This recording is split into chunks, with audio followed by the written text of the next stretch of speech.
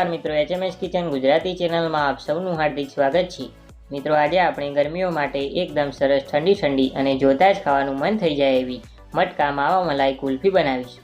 મિત્રો એકદમ બજારમાં મળે તેવી ખૂબ જ ઓછા સમયમાં અને ઘરમાં રહેલી વસ્તુમાંથી મિત્રો તમે આ માવા મલાઈ કુલ્ફીને તૈયાર કરી શકો છો। અને મિત્રો તમારી કુલ્ફી એકદમ સરસ બજારમાં મળે તેવી ક્રીમી અને ખાવામાં ખૂબ જ ટેસ્ટી બનશે। तो चालो नाना बाळकोथी लई मोटा बधानी फेवरेट उनाळानी गरमीओ माटे एकदम सरस ठंडी ठंडी क्रीमी अने खावामां खूब ज टेस्टी एवी मटका मावा मलाई कुल्फी बनाववानुं शरू करीए। जो मित्रों तमने रेसिपी पसंद आवे तो विडियोने एक लाइक जरूरथी करी देजो अने मित्रों विडियोने वधुमां वधु शेर करजो। अने मित्रों विडियो शरू करता पहला एक रिक्वेस्ट करीश के जो मित्रों तमे आ चेनल पर नवा हो तो आवी ज बीजी नवी नवी रेसिपीओ जोवा माटे HMS किचन गुजराती चेनलने सब्सक्राइब करी बाजुमां आपेलुं बेल आइकन प्रेस करी ऑल नोटिफिकेशन पर क्लिक करजो, जेथी आवी ज बीजी नवी नवी रेसिपीना नोटिफिकेशन तमने समयसर मळता रहे। अने मित्रों विडियोने एंड सुधी जरूरथी जोजो। तो चालो रेसिपीनी शरूआत करीए।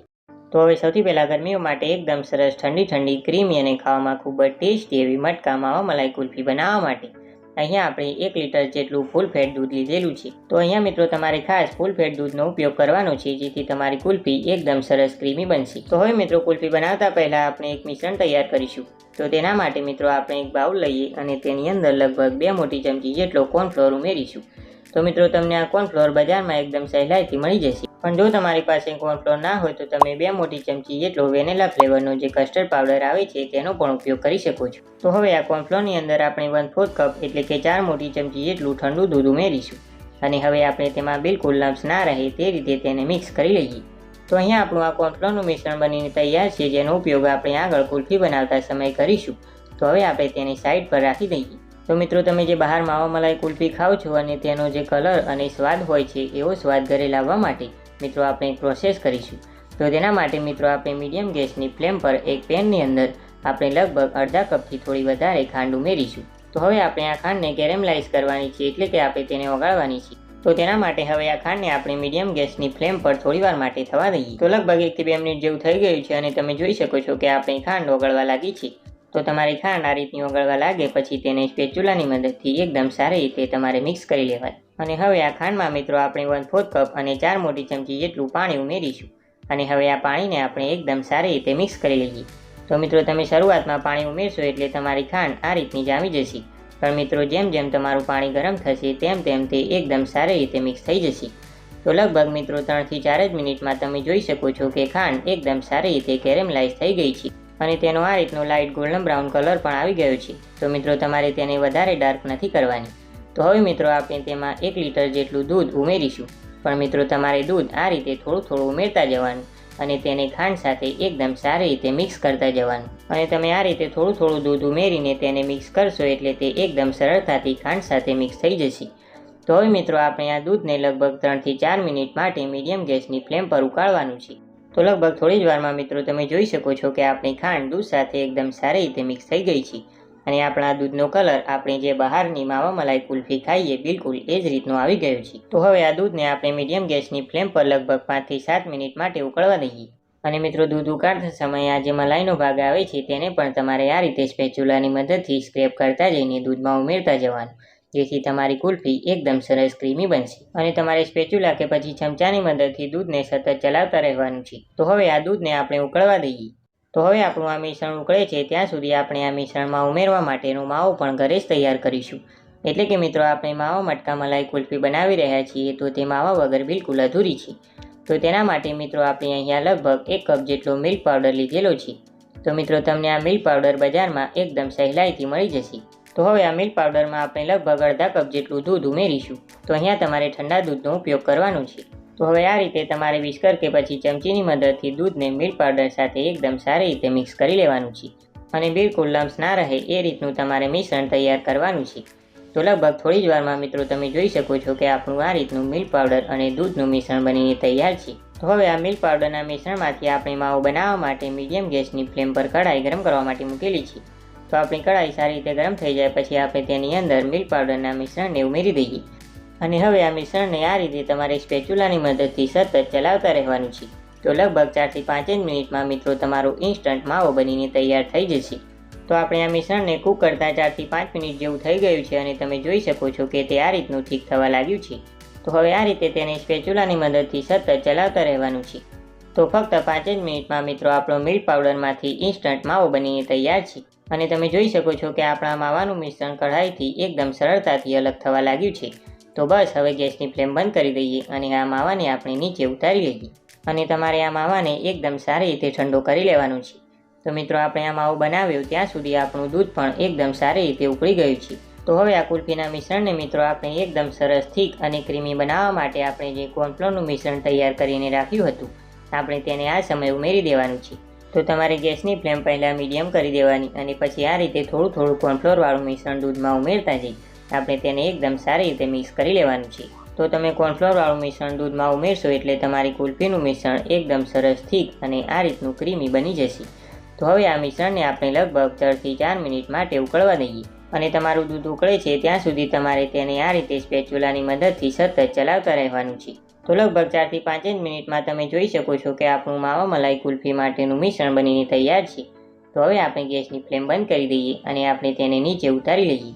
તો આ મિશ્રણને તમે ગેસ પરથી નીચે ઉતારી લો પછી આપણે જે મિલ્ક પાવડરમાંથી ઇન્સ્ટન્ટ માવો બનાવ્યો હતો તે માવાને મિત્રો આપણે આ સમયે ઉમેરી દેવાનું છે. અને આપણું આ દૂધ ગરમ છે તો આપણો માવો એકદમ સરળતાથી તેની અંદર મિક્સ થઈ જશે. તો હવે સ્પેચ્યુલાની મદદથી આપણે માવાને કુલ્ફીના મિશ્રણ સાથે એકદમ સારી રીતે મિક્સ કરી લઈએ. તો મિત્રો માવો ઉમેરવાથી આપણા કુલ્ફીનો ટેસ્ટ એકદમ સરસ બજાર જેવો આવશે. તો લગભગ થોડી જ વારમાં આપણો આ માવો કુલ્ફીના મિશ્રણ સાથે એકદમ સારી રીતે મિક્સ થઈ ગયો છે. તો હવે મિત્રો આપણે આ મિશ્રણને એકદમ સારી રીતે ઠંડુ થવા દઈએ.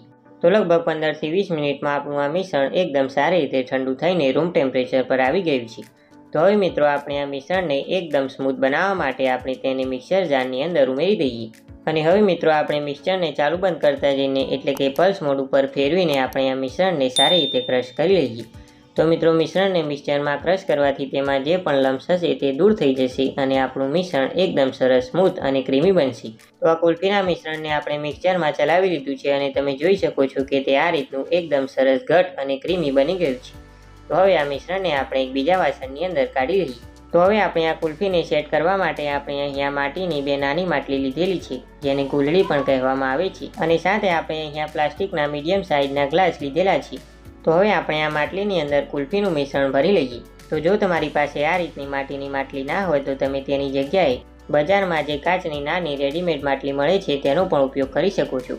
તો હવે આપણે તેની ઉપર થોડી સમારેલી બદામ અને પિસ્તાની ફ્લેક્સ ઉમેરીશું. તો હવે આપણે આ મટકા મલાઈ કુલ્ફીની ઉપર આઈસ ક્રિસ્ટલ એટલે કે બરફનું પણ ના જામે તેના માટે આપણે તેની ઉપર આ રીતે પહેલાં પતલા પ્લાસ્ટિકને રાખી દઈએ અને પછી તેને આ રીતે રબરની મદદથી મિત્રો આપણે કવર કરી લઈએ જેથી તેની ઉપર બિલકુલ બરફનું પણ ના જામે.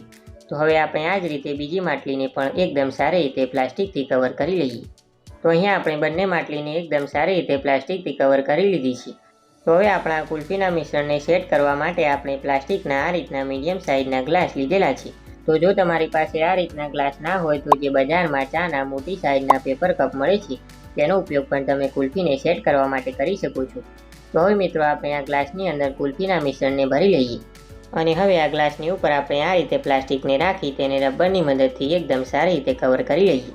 અને હવે આ કુલ્ફીના મિશ્રણને આપણે ફ્રીઝરમાં લગભગ 7 થી 8 કલાક અથવા તો પછી આખી રાત માટે સેટ કરવા માટે રાખી દઈએ.